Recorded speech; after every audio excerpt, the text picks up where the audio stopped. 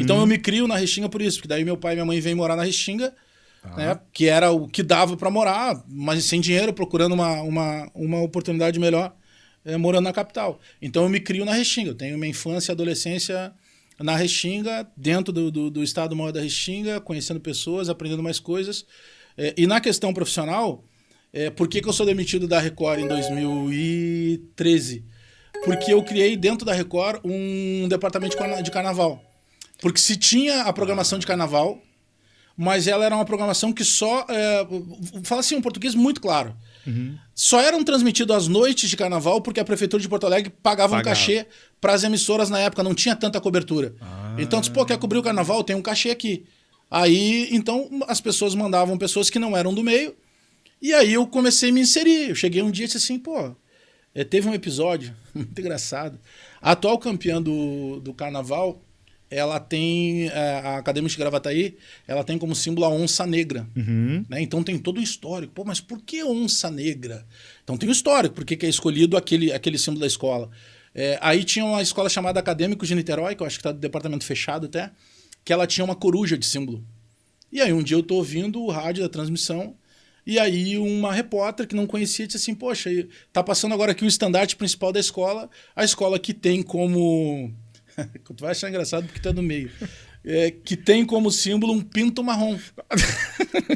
Aí eu digo assim, cara, como assim pinto marrom? Pinto marrom, cara. Pô, eu acho que não existe pinto marrom. Aí eu disse, pô, a Niterói é uma coruja.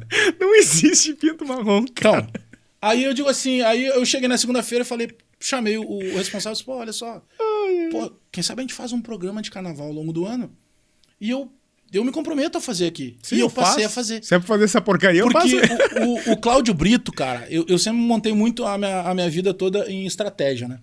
O Cláudio Brito tinha um programa na Rádio Gaúcha que era de domingo para segunda, que era o Bom Dia Segunda-feira. Quando chegava a época de carnaval, aquele programa virava um programa de carnaval. Eu digo, então o que eu vou fazer? Eu vou botar um programa no sábado. Sim. Porque a galera vai ouvir ele domingo, eu tô sábado, eu vou chegar antes dele. Sim. E como ele fazia todo o carnaval, inclusive Porto Alegre, eu disse, eu vou fazer só Porto Alegre. Aí eu peguei e comecei a fazer Porto Alegre, todos os grupos possíveis de Porto Alegre. E eu conhecia as pessoas, porque era o meu meio de convivência. Ok. Sabe? Eu ia lá no bar do Nato, no lado da quadra da Imperatriz Dona Leopoldina, ficava até 2 da manhã tomando trago com os caras ali, jogando sinuca. Então era o meu meio. Então eu conhecia o diretor de bateria, o auxiliar dele.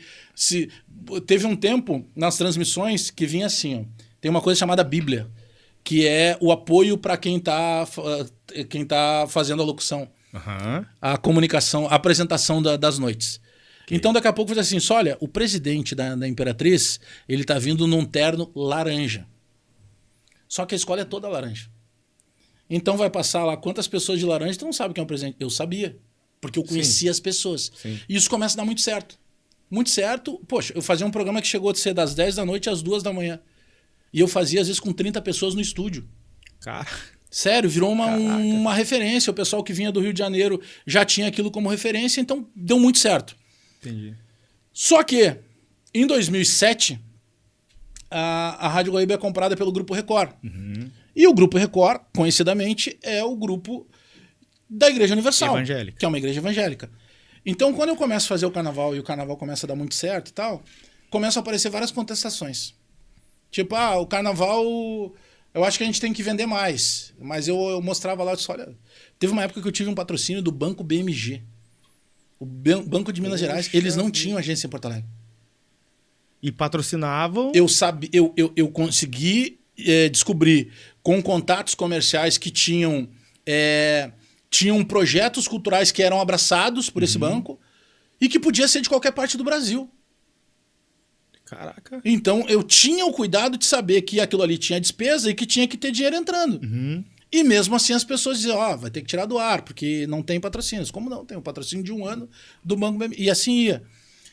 Por quê? Porque o carnaval, por se tratar de uma cultura popular e uma cultura negra, tem raízes de matriz africana quando vai se falar de religiosidade. Eu sou filho de Ogum.